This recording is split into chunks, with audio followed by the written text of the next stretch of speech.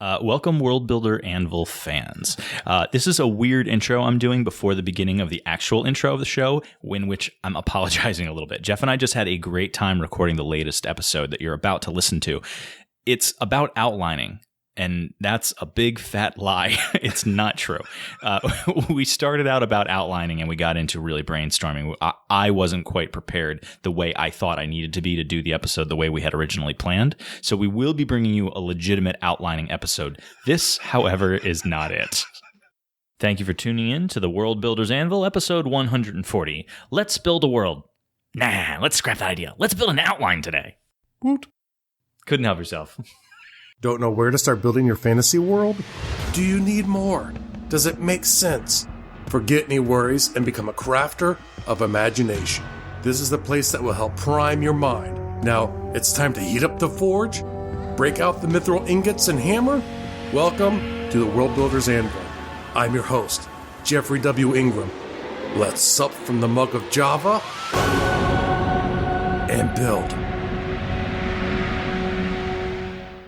Welcome back. As always, my name is Jeffrey W. Ingram. See, it would have been funnier if you did it a second time. And I'm Michael Miller. And today, let's build an outline. We can make him our best friend. So, all of you NaNoWriMo attempters, and I think attempters is probably harsh. How about succeeders? That's right. It's like when you start a new class, you always have 100% on day one. Okay. It's usually not until the first test that you drop down.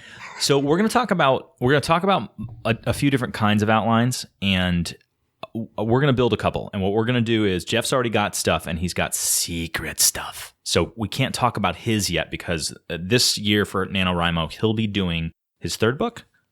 Yes. And so that's still in development and top secret. However, I will be doing a book, and I've decided to divulge all of the secrets. Well, not all of the secrets, but I don't mind divulging the information here on the show. Yeah. They're my ideas. Don't copy them unless you can make them better and make a lot of money, in which case, go for it. No, I don't mean that. I mean, I do want you to make money, just not off of my stuff. Unless you give me royalties. We could call us. Yeah, email the show. Maybe we can work something out. We can be bought. What kind of outline would you like to start with? Well, I do need to do a character outline. I do need to do. I'm not ready for a chapter outline, but I would consider a story structure outline, like the things that I want to cover. Yes, and I have a modified version of a story outline, and so essentially, what I do when I build my outline that I'm going to write off of is there are a few things I want in it. First, it's either chapter or scene based, depending on the way I'm feeling when I write it, to be honest. The first thing I like to have in any outline that I'm going to use when I actually write is my story goal. Remember we talked about that before? Well, yeah, like the mission statement. And I know what mine I know what it is as a concept. I haven't it written down as a mission statement yet. Yeah. And it doesn't need to be the full mission statement for it, but just a sort of that one-liner that you can always reference back when you're putting your outlines together. But then in the actual outline, I like to have a brief description, and that usually starts with at least 3 descriptors for the scene in my brain. Okay. And for everything, I have at least 3 descriptors for. And if you haven't noticed that before, I always like to have at least 3 descriptors. I will never exceed 3 descriptors at one moment, at one time in anything I write. And these are the 3 descriptors for the overall arc of the book? This is for the scene. For the scene. Yeah. A scene. For a scene. And then I like to have characters I need to have in the scene. Characters that are sort of optional, but they're there to flesh out the scene. And sometimes there are none of those, but, I think it always makes it a little bit better to have characters to make things feel more real. And then, of course, I like to call it bonus characters. Okay. And then I like to have locations needed. And I say locations because some scenes are transitionary, so it might not be in one place. But usually I do it by chapter. So I might have a couple of those broken down the chapter. So I kind of know I have 3 things I want to cover in the chapter. But that's usually what I do for an outline. However, it's like character names. I feel like I got a little confused in there. So it sounded like for part of that, you were talking about specifically just scene outlines. So essentially, I like to have one that kind of where I cover my scenes and my chapters. I like to know what characters are in there, in addition to what is part of the actual scene. So I have the description of the scene, what I want to happen in the scene, in that. Then I'll have a list of the characters I need, the characters I want to have in there to flesh out the scene, and then the locations needed, because that will give me knowledge of, okay, do I have like something worked out for this? And then for like the characters for the locations, you're going to need, like Michael was saying, an outline for those as well. Mm-hmm. Well, my thought is like, do you have a structure for the show right now? Because I have some ideas. We can just like springboard into stuff. Well, we will in a second, but let's just cover a few more types overview things. Okay. But that's typically my goal for what I want when I write. Now, like Michael was saying, if you want to do character outlines or you want to have outlines for your locations, I would keep those somewhere else. But in my major outline, I want to reference to them so I remember what my brilliant idea was for the scene. A couple episodes you might want to check out here. Episode 109, or I'm sorry, is it one? Yeah, it must be. Wow. Episode 109, where we talked about 9 tools for organizing your world. One of those was Post-it notes. Post-it notes are great for these kinds of activities when you don't have all of the ideas.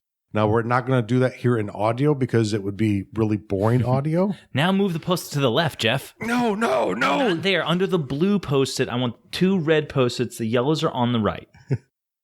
Left. That's your right, idiot. Your other left.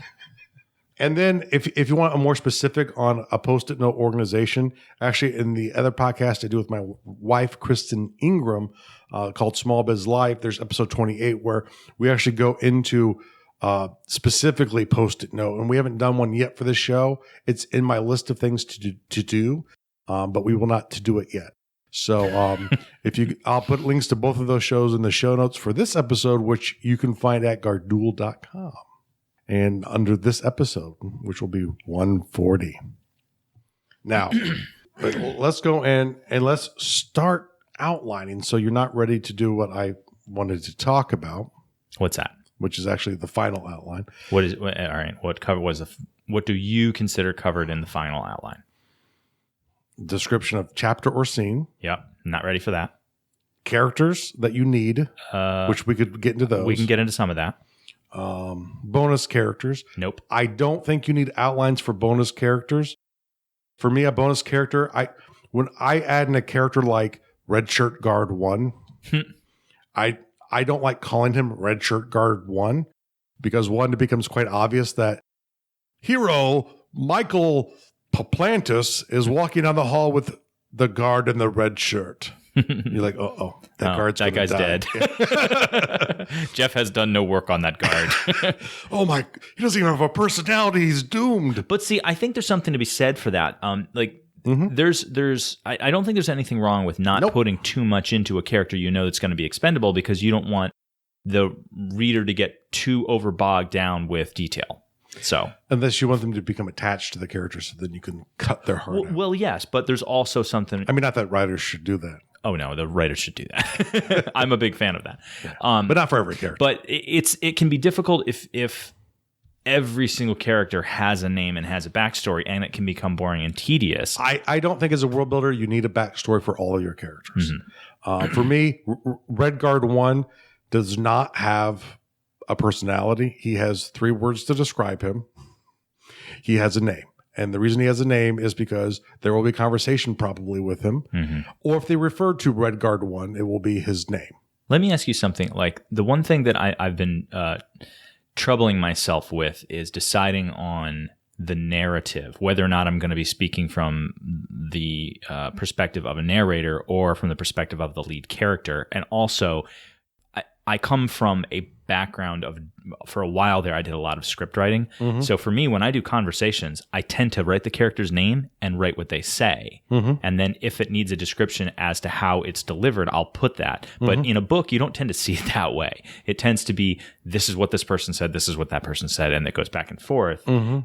I just hate And I feel like it gets tedious. He said, she said? He said, she said, exactly. Yeah. Or Bob said, Jim said, Bob said, Jim said, Bob said, Jim said, Bob said, Jim said.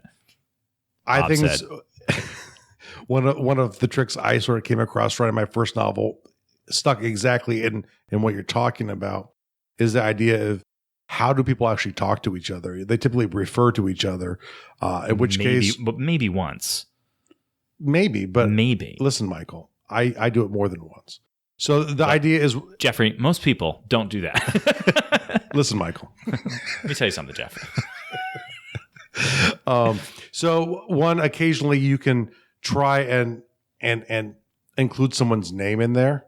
Or if you build around like sort of their location to each other, you can sort of shift in the scene, because one of the mistakes when you do dialogue and writing, I think, at least in my personal opinion, is you have too much in a row because it's a big conversation. Right. And you have to have big conversations sometimes. But the thing is, you need... I like exposition, so... but you need to break up those bigger conversations with clarification, with clarification, description, to help keep the people in the mindset of who's saying what to each other. What I might actually do, I have seen this in other things, is actually it's going to be annoying, but might be fun. Is just to put it in different fonts. Yeah. Is just have like the lead character in one font and everyone else. The interesting thing I did in my first book is there's one character who you never see, but he interacts with people via telepathy, we'll say, for lack of a better word. Well, it technically is, but it's like magical telepathy, not like psionic. Don't give it away. I know the whole story's thrown. But I swear there's no telepathy. And technically, no, I'm not going to say that part. But whenever he interacts, I italicize. So part of it is in formatting as well. So like in that case, everyone else is delivering sentences in quotes. His are not in quotes. They're italicized. Because they're in the brain. And there's like definitely one character who talks verbally out loud to the voices in his head, which must make for an interesting thing to watch. Yeah. Must. Especially like pre-Bluetooth.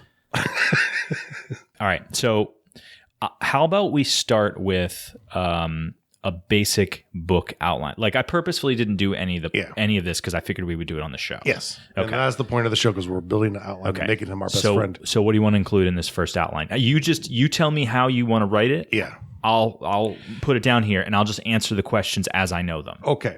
So the first thing is, do you have a basic idea of the story arc? Ish. That's fine. It's very ish, because I'm still trying to decide how big the first story will be.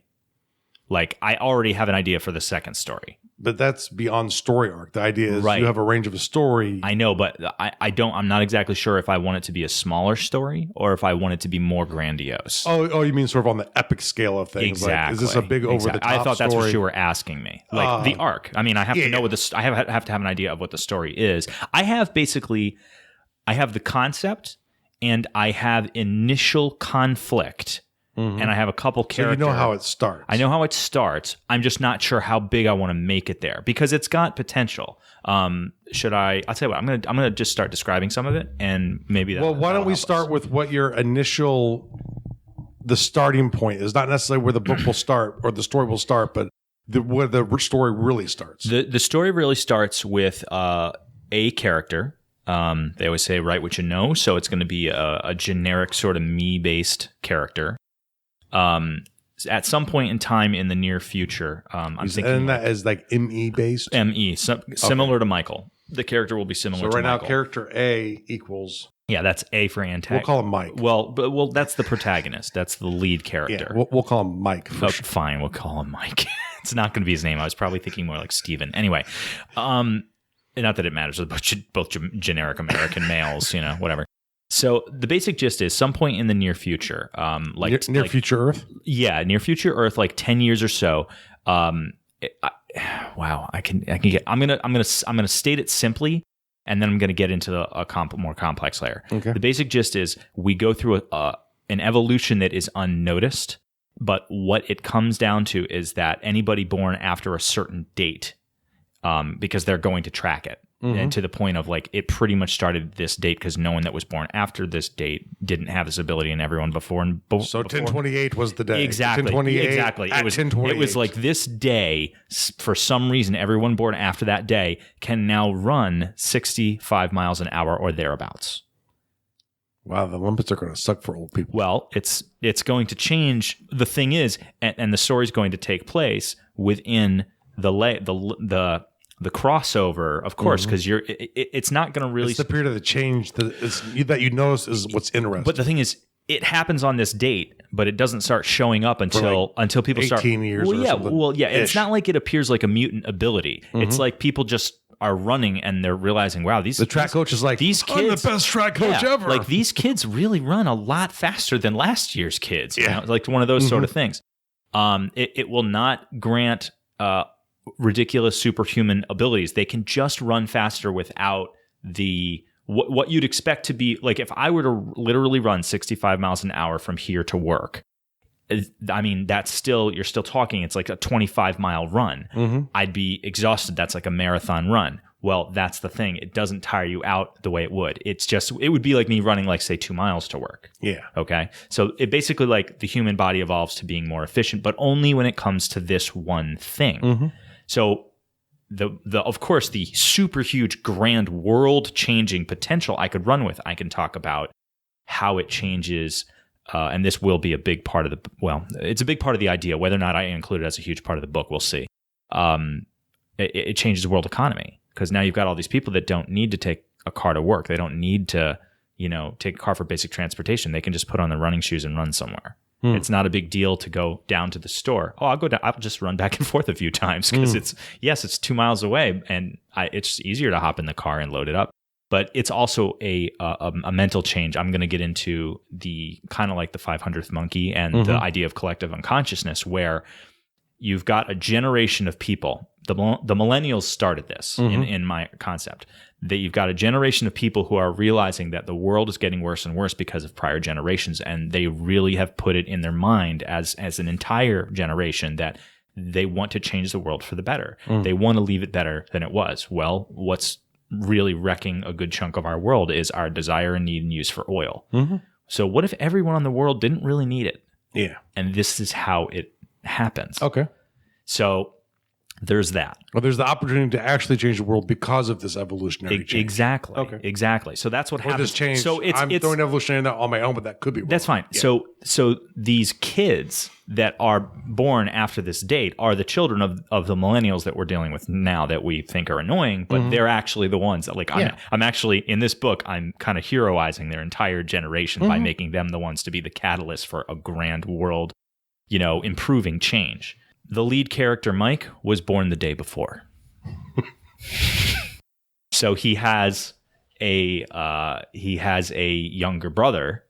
Oh, no. He has a younger brother by like a year who can run 60 miles an hour and he can't.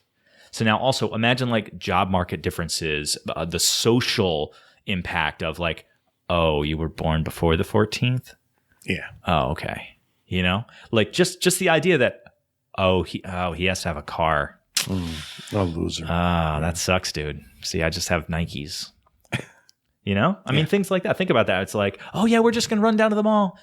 I'll see you guys there. Like I gotta hop in the car. Imagine how it changes the highways, because now people are literally running down the highway, but the highway is going to be less populated because it's mostly going to be transferring goods in trucks, and all those people who are older who have to drive. Yeah, you know what I mean. Beforers. The beforers. I don't know. We'll come. There will be.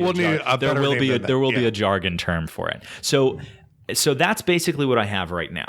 That's that. And I definitely have a concept for what could happen in a second book if we decide to. But you don't actually know the conflict of the story yet. Obviously, there's definitely going to be conflict with the character because he doesn't have this ability.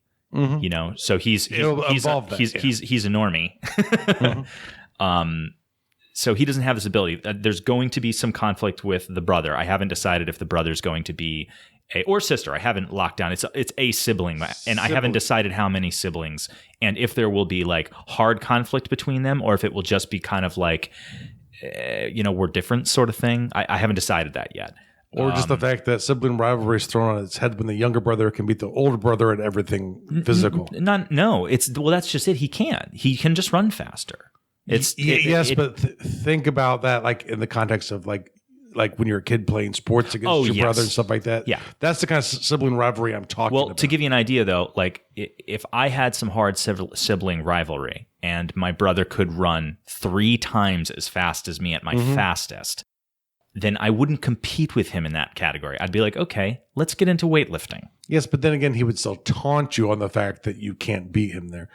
Because that's what sibling rivalry is. Well, right, but if I can beat him 6 ways to Sunday in other activities, you know what I'm saying? Like that's me. But me and my brother get along great. There was never any sibling rivalry in that regard. We definitely we enjoyed competing in things, but it was never like, oh, I'm going to be better than him. I'm going to be better than him. Sort of stuff.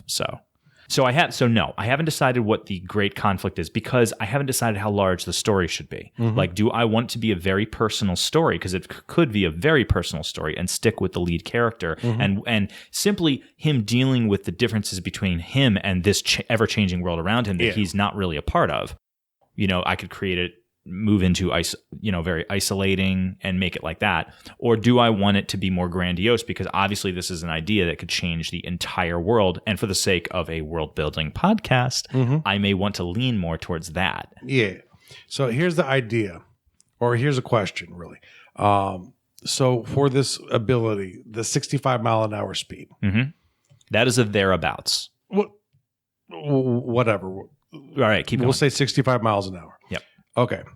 So, and that's a purposeful number. From my understanding, what you're saying is it's not like a cheetah where cheetahs have this great sprinting ability. This is something that can be actually sustained. Yes. So whatever the person's natural endurance is will work with that speed. So like if I can't really run, I can maybe sprint 65 miles an hour, but I'm not doing much more than that. But a runner could sustain it. Well, here's the basic gist. As I said, you've got this collective the concept of the collective unconscious. So you've got an entire generation looking to change the world for the better. So they want to be less, if not completely, oil independent. So they see that as on an unconscious level of their commute. Yep. So basically, whatever your commute is, thereabouts, you can maintain that. Okay. So if you live like if you're a driver and you drive all over the country, you're not going to be able to run all over the country without. That's what I'm trying to figure out is what's the distance limit? Okay, the distance. So then I'll just give you a relatively arbitrary distance limit of say 50 miles. You know, some people can go less, some people can go more. You could certainly be trained to do more, and there are some exceptional people on the planet right now. Like a marathon runner could do more, of course. Yeah. But there is also a particular man. He was part of the inspiration for the idea. Who Jeff Ingram? I forget his name. Jeff. No, it's not you.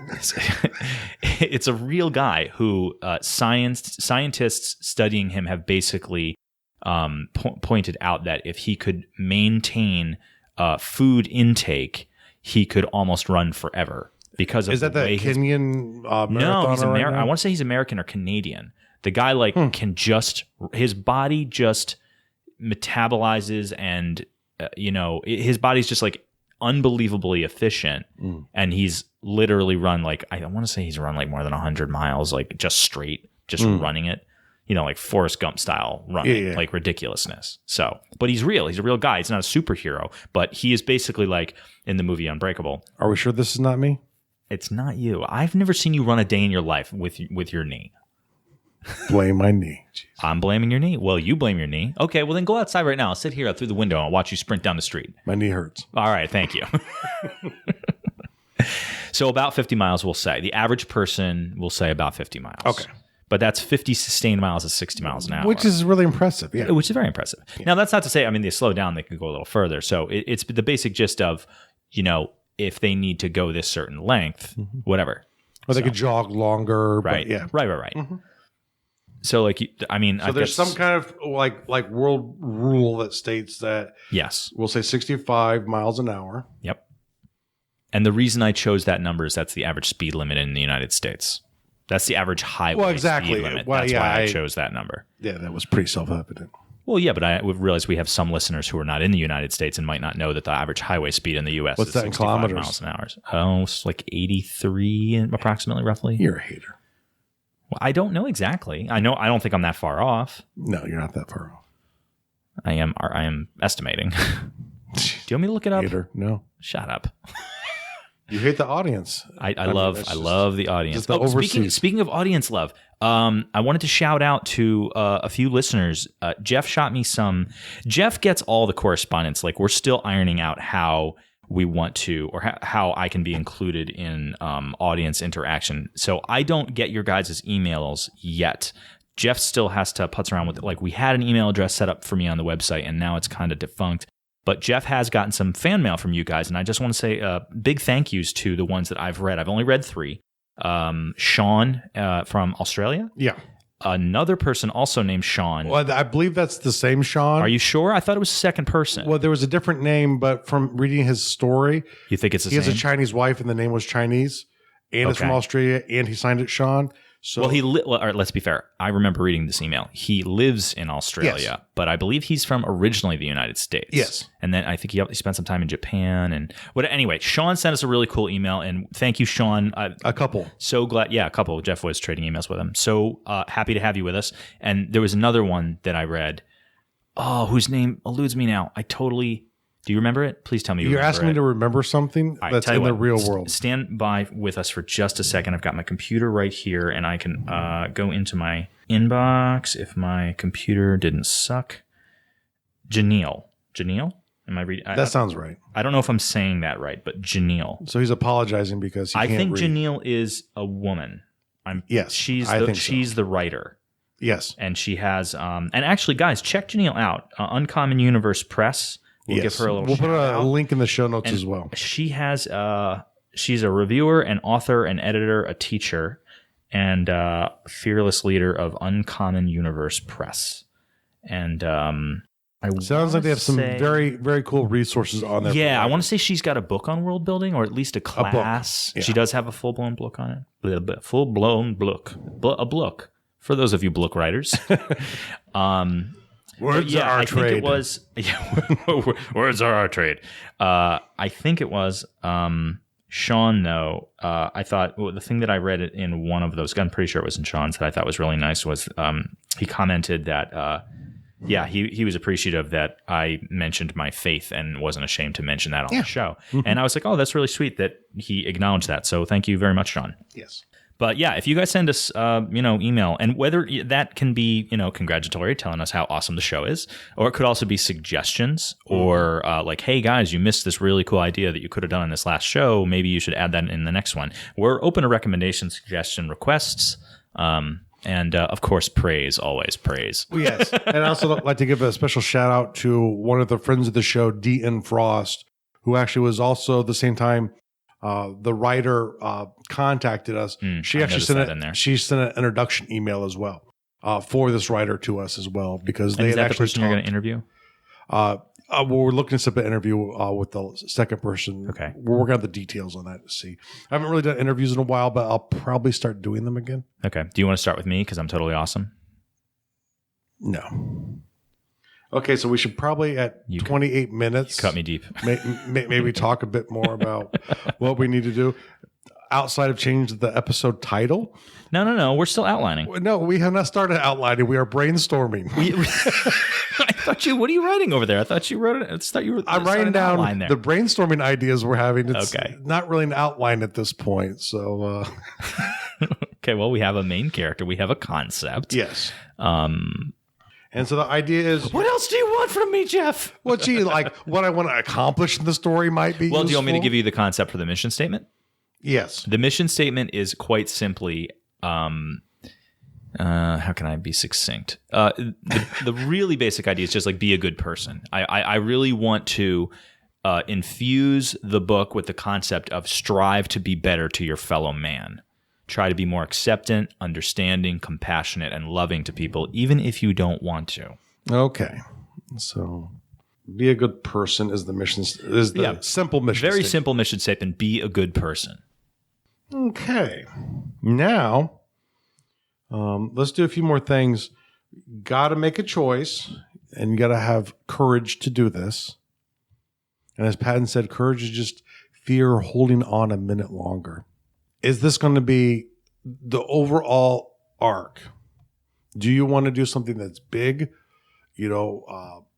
earth-shattering, or is this going to be a small, intimate character journey?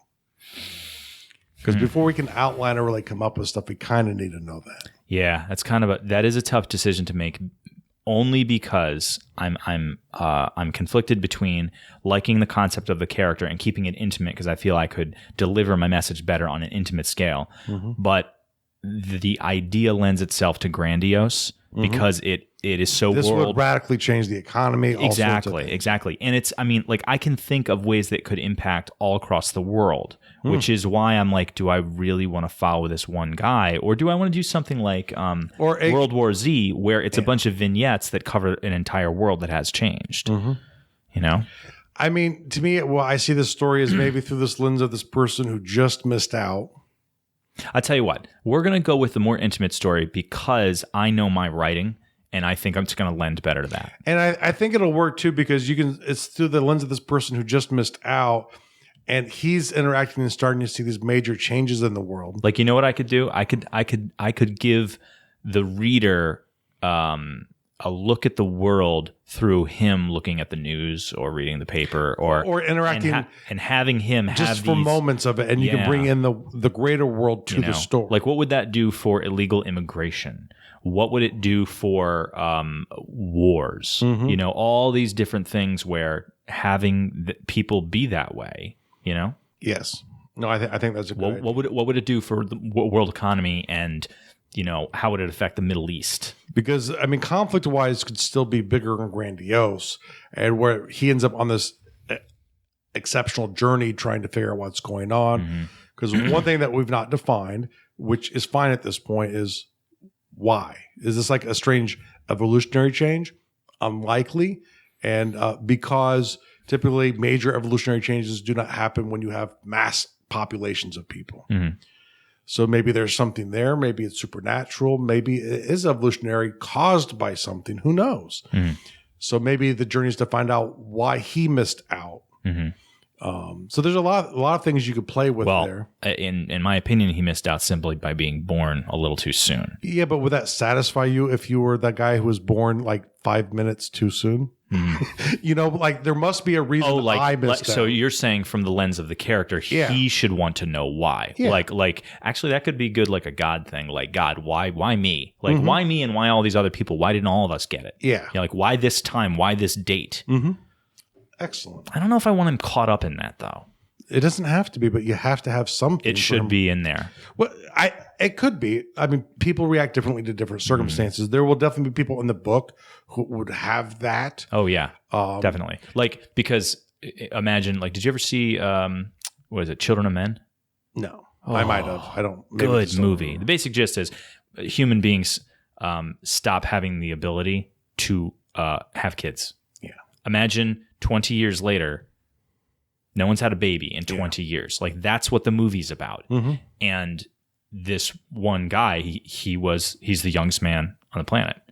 And he's just a footnote in the story. He's not like the main character or anything, but it's like, can you imagine having that? They're like, everyone knows exactly who you are because you were the last baby born. Yeah. So, and maybe ever. And if this guy's like the day before, then he's definitely in one of the last born of the prior generation. Of the losers. He's not a born loser, Jeff. Yes, he is. He's a winner. We're all winners here. Okay, here's a trophy. Back to outlining. We're doing terrible. Yeah. Well, we're almost done with this episode, which we'll call brainstorming for your outline. All right. So then we got to re-record the intro then. No. We're going to totally be dealt with in the headline. We're just going to fleece. And I will mock us in the headline as well, too. No. Don't. Let's not fleece the listener into an episode that isn't correct. Oh, no. Trust me. The outline will be updated to reflect how this did not go, which is so do you how want to prepare to make an outline. Okay. How much time, how long have we been going right now? We're approximating 35 minutes at this point. That's plenty. We've had episodes an hour long. Let's keep going and try to get a outline done. So I'm going to put some of it back on your shoulders. Basic outline structure. Let's pick a type of outline and let's do But the problem outline. is there's still things that we need to know before we can start outlining. Okay. Well, then keep going. Okay. What else do you want to know? Bastard. Okay. You just made us explicit. Shit. Oh, fuck. Crap. Fruitcake. Fruitcake. I told Sarah about that. So we know there's a... So we're going to go with the more intimate storyline. Yeah. What is the conflict? What is the story? Just, not all of the details of it. We actually need to have a story to write a story about. Yeah. Okay. So if we're going to go more intimate, it's going to be more about him. It's definitely going to be him struggling with the relationship differences between people who can run and people who cannot. Oh, gosh, I could go so many different ways with it. I'm not sure. Like, I'm open to suggestion here, too.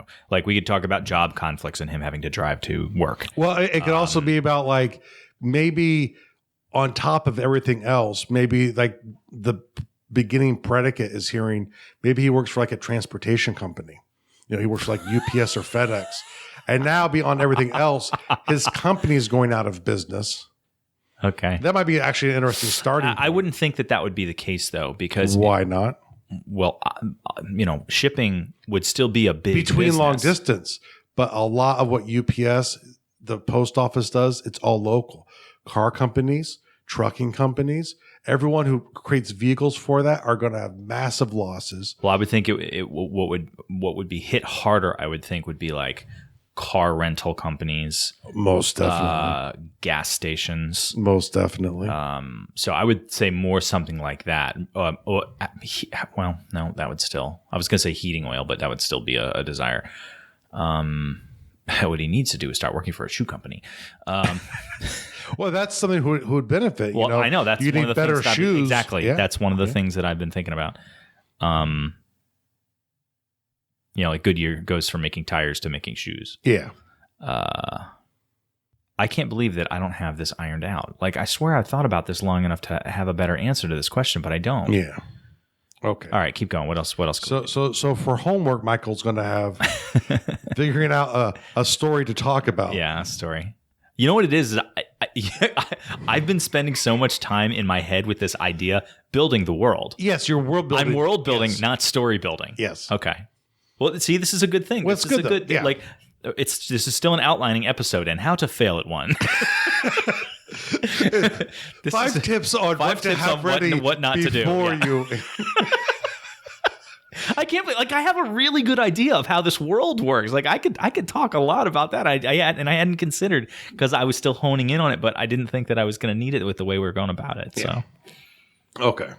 All right. Well, do you want to do maybe some? We could do a little character outline, and we could just decide on some characters. Well, let's actually start with who we're calling Mike right now, and figure out him, because especially as a personal story, you need some stuff about him. Mm-hmm. And there are lots of ways to write characters. Mm-hmm. Obviously, the more intimate the story, the more important you need to know about the characters involved. Mm-hmm. And Michael being one here specifically. So let's take a look at Michael, and we will do a quick character outline. But first, we have to figure out what we want to outline. So when you're reading a book that's intimate, what are the types of things that you like, that you feel like you need to know about a character? Well, I mean, certainly his personality type, he needs to be approachable. Like if I'm reading a book and I find the lead character that I'm following, you need to be able to connect with them. Well, right. I was about to say that they need to be identifiable and not like, I can identify him. No, I can identify with him. Like I can, and in a way that's comfortable. Let's be very clear about that, because I can identify with some characters I'll be reading. They'll do a really good job writing the character, and the character's a psychopath, but you can understand them. You can identify where they're coming from. Their actions are reprehensible, but you can identify with them. That doesn't necessarily mean you want to be them. Yeah. So I want this character to be identifiable and relatable in a way that the reader's comfortable with this person, not in a way that they're just like, okay, yeah, I get it. He's an angry loser. You know what I mean? Like, I want them to be like, you know what? I've felt that way. Yeah. Like, I like that. But I don't want them to be the generic. I don't want this character to be the generic everyman either. So, what is the everyman? What is average? Every Tom Hanks character. Okay, I withdraw the question. Okay, let's see. So a few of the things I got there is you have this goal for the character. You want them to be identifiable. Yes. You want people to be able to connect. I think he needs to be a little bit isolated, or whether that be, anything from here on in, I'm going to try to do it this way. I am going to talk about this story in this book completely open with very few exceptions. So I'll probably reveal things that I otherwise wouldn't reveal to the potential reading audience. I think this character is going to be a little isolated, but leans like an introvert. Not like an introvert, like a person who feels awkward and subsequently accidentally or intentionally isolates themselves. Not necessarily somebody who doesn't know how to be social, but someone who self-isolates because they feel awkward. That's an introvert. No, it's not, because that's how I felt. Have you ever? Do I That's seem like a trait of an introvert? Do I seem like an introvert to you in any way? Yes, sir. It's a yes or no question, Jeff. No, it's not, because the idea you don't understand what an introvert is. I'm married to an introvert. I know what an introvert is. Being quiet in a room full of people is an introverted trait. Cutting yourself off from people, even if you're interacting with them like you're an extrovert, is still an introverted trait. But that's not the care. That's the difference being is that this guy is a social guy and wants to be out there, but he feels, different. Ergo, he withdraws emotionally from people when he conversates. But here's the thing: it's a self-sabotaging thing because he doesn't need to. Like, he is basically feeling not inept, like he's not enough in some way because he's not like these other people. Even though there's tons of other people that were born in his category, like there's plenty of people out there for him to identify with because he's in this crossover generation. But he kind of creates this us-them barrier in his mind. So okay, here we go. I think breaking that barrier is going to be a good part of his personal conflict and growth in the book. Breaking the us-them barrier. You should probably write that. I should probably write that. Because ultimately, you might want to remember this. I know, actually. And if you think you're going to file open, if you think you're going to be able to read my handwriting, I think we both know that's all right. So, breaking the us-them barrier. And if you have a name suggest, I'll tell you what. Let's have fun with this. We're going to poll the listenership. Send us some generic male American names, which is not to say it have to be like American, like super, like my name. English. My name is about as generic American as it can get. Michael Miller. Yeah. But Miller is a very German name, so it doesn't have to necessarily be like generic American. It can be whatever. It can even be a little ethnic. I don't care. So just send us some names, and if the coolest name, we'll give them credit. And understand that if you're sending these to us, you are giving us the rights to that character name. Okay, me specifically. And if I find a cool name out of what you guys send us, I'll use that as the lead character's name. Yes. Unless I come up with something better. I will reserve the right. I reserve the right. Exactly. Yeah, that's right. But maybe I'll throw your character name in there if I think it sounds for good. A different character. Exactly. Sure. Yeah. Why not? Okay. So we have an idea of a personal conflict, which is exceptionally important, I think, in an intimate storytelling. I like to have them all the time. So what are some of the positive traits about Michael? Definitely going to be in line with the mission statement of the book. He's going to be a caring, compassionate, understanding individual, probably to a fault, probably to his own detriment. Now, is there any one of those specifically that is one of the ideas I think about with characters, and I usually take it from their strengths, or is that big flaw, that thing that holds you back? It's usually one of your strengths that is taken too far.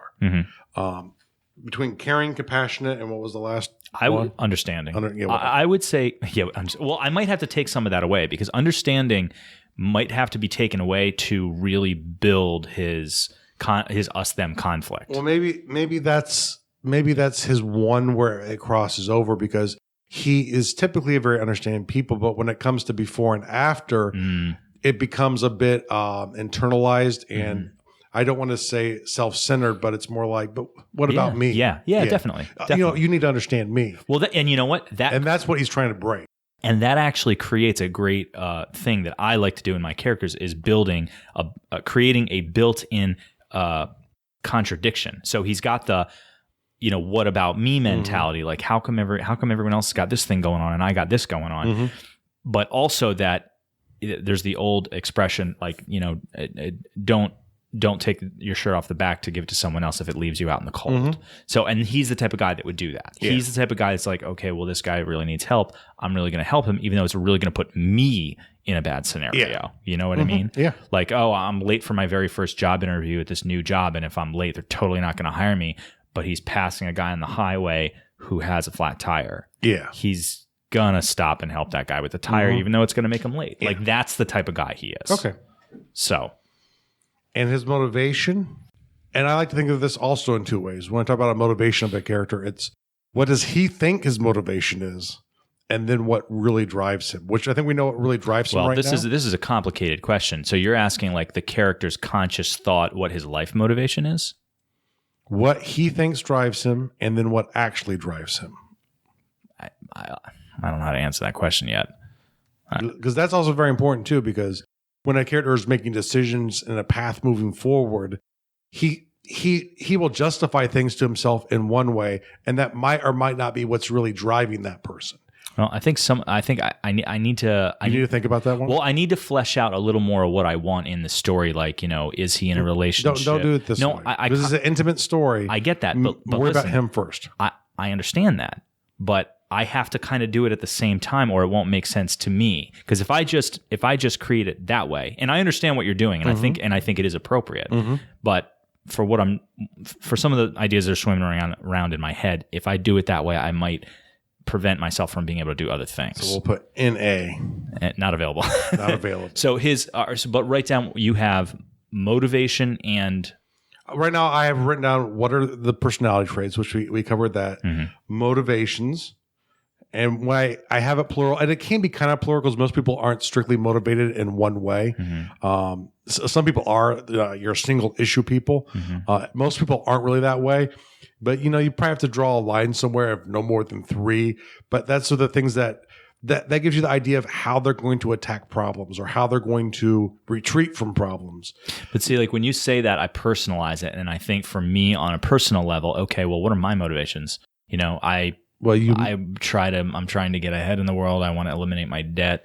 Exactly. I try to be a good person, but I wouldn't say there's like, this is my driving motivation. This is, you know what I mean? But you're trying to centralize in general how he's going to deal with stuff. And once again, those are the surface ones. They might or might not even be the same as the character. What it really is that drives him, which is what leads to contradictions in characters where I think I'm all about getting rid of debt, but then I use debt to help that person get a new tire for his car. Okay. You're getting me somewhere. Acceptance. Like he's trying to, a motivation for him is to try to be accepted by others, especially people that are on the other, in the other category, the runners. And the great contradiction here is he doesn't feel comfortable around them and he feels unworthy around them. So it's kind of hard for him to get the He does not understand himself, but he desperately believes people should. Exactly. Okay. So yeah, I like this. Okay. And that's probably more his subconscious one. I agree. He probably would not know I agree. that. Yeah. Or it would be kind of you get past it. So maybe one of his driving motivations is a feeling of equality. Like some way to feel that he is equal to everybody else, even though he doesn't feel that way because he's not. He's looking for equality. Exactly. Okay. Like he's like, that's a driving thing. Like, look, I might not be able to do that on my feet, but I can hop in a car and do the same thing. I'm a pretty good chess player. I could play guitar better than 2 other people. But yeah. You're right. Flaws, and I think we've talked about them a little bit because I think you're similar to me in that where you like to sort of intermix that with your So we definitely have a little bit of self-serving, self-centered aspect to him. Self-centered, but towards running, really. So I don't think it necessarily revolves around all of his character. It doesn't need to. It could be like he could be selfless in all areas, but when it becomes involved with a runner, it's like a defense mechanism that kicks in. Yeah. So, and that's one you don't necessarily need to know exactly at this moment. So self-centered is there, but if it's really situational or more general, because everyone to a degree is self-centered, we all act out of our own best interest, and we a lot of times will either try and convince ourselves on why the actions we're taking, which are bad, are actually not just for our own best interest, but for other reasons. But a lot of times, you can look for win-win scenarios in that as well too. So we have self-centered as a flaw, and I think he's bigoted. Ooh, wow! I don't want to admit that, but yeah, against non-runners. I thought you were going to go the other way with self-loathing. A little self-loathing. It's like, well, yeah, but see, because maybe he cares as much about doing what they're doing, but that doesn't lend into the compassion though, because I think it's the self-loathing. I think it's only on himself, not other non-runners. So I don't like that. So it's bigoted against himself for being a non-runner. Nah, not necessarily, because I don't think it's. Would it make you feel better if I just call it self-loathing? You could just call it self-loathing. Okay. But even self-loathing, maybe self-pitying is better. A little too strong of language. Yeah, loathing I think is a little strong. And that's why words are important. Because I don't think he hates himself. But I could see in a moment of hard frustration him take it out on another non-runner. Oh yeah, because that happens. Yeah, like everyone does that. You get to a point where you're breaking down, and you are the reason I'm pitying myself. Exactly. I'm not saying that in my head. I'm saying you're just you're blaming someone else. So superior. Yeah, exactly. You're blaming somebody else for what you have created in your life. Not taking responsibility. And anyone who played with me and met a character who said those words to them would probably be afraid. Because it's a specific character you're referring to? Okay. Yeah, we definitely need to retitle this like brainstorming. I feel terrible now. Prepping for an outline. Yeah, because this is totally not an outline. No. I'm sorry, guys. But learn from my mistakes. So well, not really, because it's something you obviously needed to do. Well, and that's why. Yeah. But I thought I had enough to make an outline. And one of the great lessons in all of this is there's a couple skills that are beneficial to me. Is I'm very good at making rash decisions, especially when it comes to stories. Mm-hmm. And sometimes it will shift as I'm going on, but usually I'll pretty much stick with the decisions I make up front because that's the scope of the story I wanted to write. And I'll use that to keep me on track to write that story. Even if I get something else in my head, I can either put it somewhere else, or I'll take advantage of that to put a major twist in the story to take it in a different direction. So, but the thing is, you need a point of just being able to say, yes, this is what I'm going to do, and doing it. And if you really get pulled in a different direction, you have to sit there and say, can I, one, achieve the goal of my story by switching it? And is there a sort of a legitimate twist I can throw in to turn it from this maybe really small, intimate story for act 1 and 2 into this, that the world's being invaded by aliens. I'm not saying this is where this is going, but what I'm saying is up front, you need to have certain things, and you have to identify that you think you're at the point of doing the outline, and you're really not, because you're focused on this greater scheme of things. And it's awesome because that's your imagination running wild. You have all of these probably different little stories happening in your head while you're world building. At least I do. I have stories and voices up there. Yeah, I have that going on. Audio and visual. Those are hallucinations, Jeff. No. That's a negative word. So these are why your doctor's giving you medication. You are taking your pills, aren't you? Mm-hmm. Today? Back to the topic. Jeff. But sometimes you just sit there and go, you know what? I'm not really where I think I need to be to do the outline. Take a step back. Don't be afraid to do that sometimes. Take a step back, replan. And later on, let's say you have this great outline and you go to write the chapter and it no longer seems right.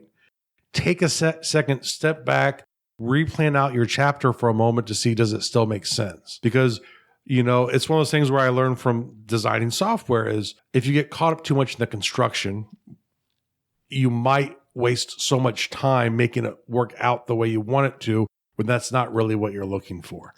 So there needs to be moments of reflection, because sometimes if I spend an extra 5 minutes designing something, I've cut off half the time from creating it because I've simplified it out. I've made it to the level to which it's ready to be created.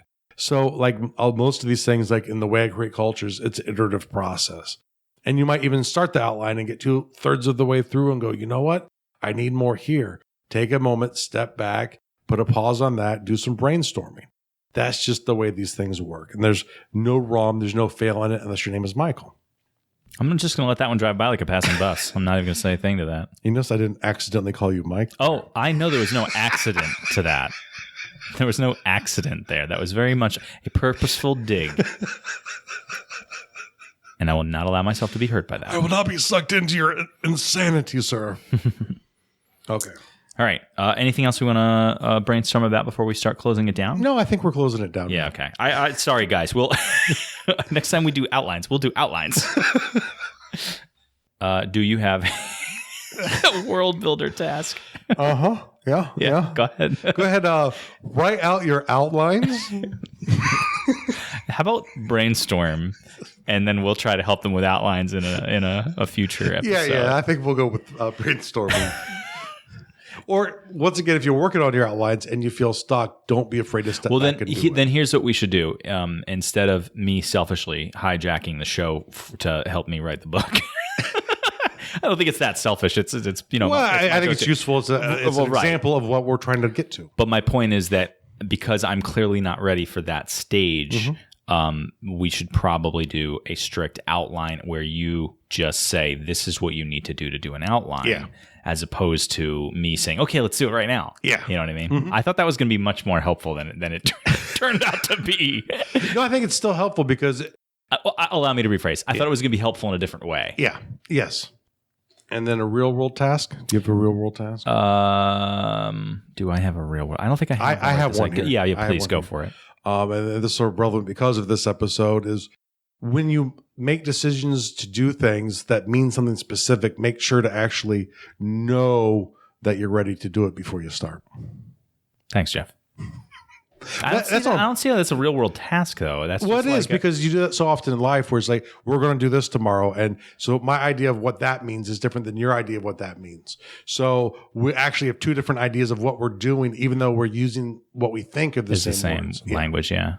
So, it's just verify what you mean before you start something. All right. Well, that sounds like two things. It sounds like, one, be declarative in your communication with people during tasks that you have to do mutually, and two, know that you are appropriately prepared for a given task you want to do. It's actually a little different than that, because the idea is people have different lexicons. So it's on both people in the conversation to ensure that you mean the same thing. Which is where the word communication comes into play. Yes. We're agreeing here. You know why? Because we're communicating. You know what it means? I'm right. I'm sorry, what were you saying? Also helps if the other person enjoys listening to you, which Jeff doesn't. I'm sorry, are you still talking? Till next time. Wow. Thank you so much for listening to the World Builders Anvil. We would love it if you would share the World Builders Anvil with 2 of your friends, and so would they. If they are unfamiliar with podcasts, then you get to introduce them to the wonderful world of podcasting by showing them Stitcher or iTunes, or, best of all, just send them to our website, www.gardul.com. That's GARDUL.com. Now strike while the mithril's hot.